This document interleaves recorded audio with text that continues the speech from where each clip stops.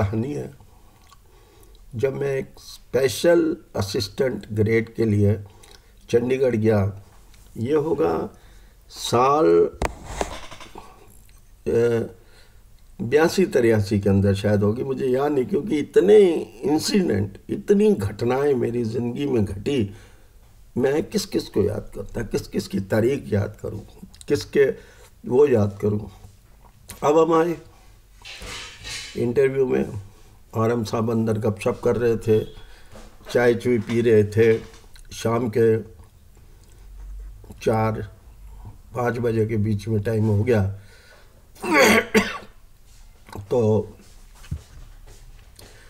मेरे दिल में आया कि मैं बस कैसे पकड़ूंगा, मैं रात को रहूंगा कहाँ के चंडीगढ़ में। अच्छा, मैं एक विकलांग व्यक्ति हूँ, चल नहीं सकता, बिना सहारे के तो मैं एक कदम भी नहीं उठा सकता। फिर मैं जाऊंगा कहाँ? मेरे साथ जो हेल्प करने वाले कुलीग समझ लो, कुलीग क्या, उन्होंने भी लेटेस्ट स्टेज में जाके मेरे बहुत पैसा मारा, सिर्फ कंधे का सहारा दे दे क्या, उन्होंने इसके सिवाय कुछ नहीं किया।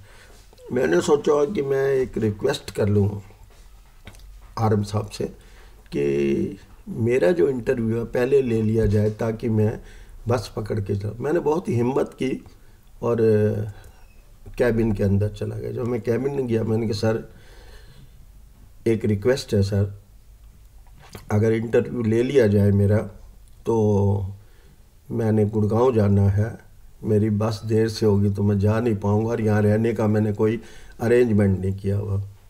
तो एकदम वो भड़क के बोला, तुम एम्प्लॉइज़ हो, तुम मुझे आदेश दे रहे हो, इंटरव्यू जैसे करनी है वैसे ही होगा, नंबर वाइज होगी, चाहे रात के 11 बज जाए, आपको ठहरना होगा, आपको इंटरव्यू देनी है तो दो, नहीं तो जाओ।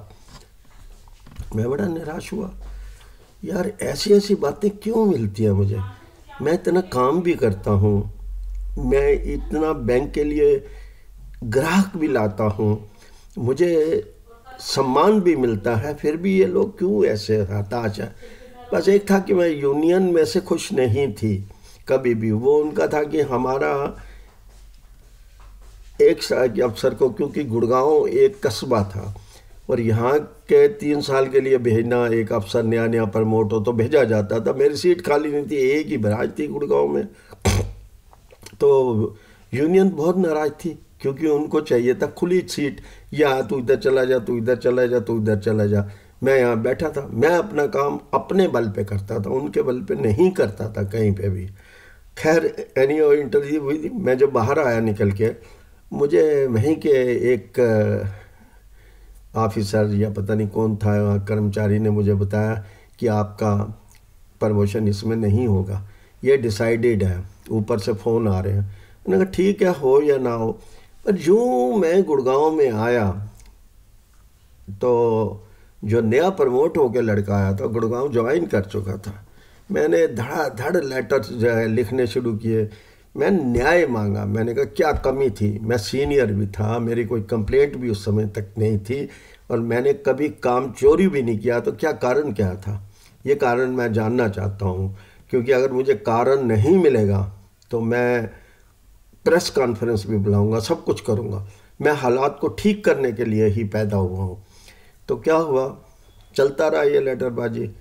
इन द मीन टाइम उसी अफसर का बहुत बड़े अफसर बनने के लिए इंटरव्यू हुआ, तो उन बड़े बड़े अधिकारियों ने चेन्नई में ही उससे पूछा कि यार तुम काबिल नहीं हो, तुम एक केस को नहीं संभाल सके, उस बहल के केस को नहीं संभाल सके, क्योंकि उसके रोज़ लेटर आ रहे हैं।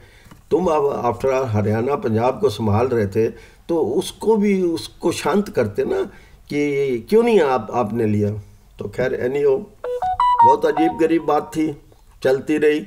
इंटरव्यू हुआ, उसने मुझे पता तो चल चुका था, मैंने नहीं लिया गया, सबको पता था, शांत थे सारे। चलो कोई बात नहीं, मैंने कहा चल ठीक है, अगली बार देखेंगे। अब देखिए कि क्या हुआ कि उसको नहीं लिया गया। तो अब मैं बताता हूँ कि वही रीजनल मैनेजर गुड़गांव में आया। मैं आपको आगे बताता हूँ, इसमें आगे दूसरे व्यंग में मैं आपको बताता हूँ।